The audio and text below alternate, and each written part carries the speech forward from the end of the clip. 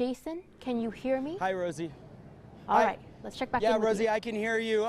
My photographer Tony is now switching out with my photographer John because we were just hit by a firework. It exploded.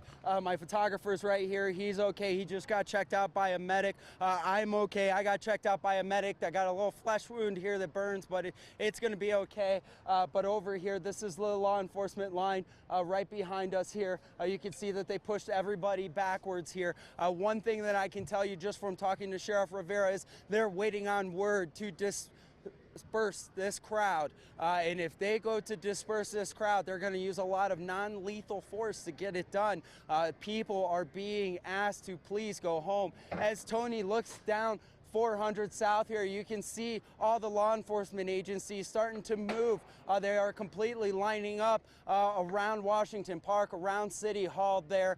You know, we don't know what City Hall looks like, but what I can tell you from my advantage point is there are tons of teams from all over the valley that are down here, Rosie, and that this police line is moving up. And you heard from Sheriff Rivera, they're waiting on the decision makers to tell them to move this group of people.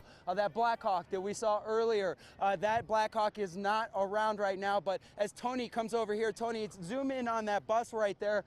That is going to be the bus where after they start detaining and arresting people, they're going to move right there into that bus, and they expect that to happen as the night continues to go down, or the sun, I should say, continues to go down and night starts to arise, because we know that that is the most dramatic time for law enforcement, because there is a lot of unknowns. And right now, this crowd right over here is getting larger, and it has been getting larger, and law enforcement continues to push it back. You can see that they have moved their SWAT truck, and now they are beaming lights on that crowd so that they can actually see who's doing what and what is happening in the area. This boy right here is now being detained.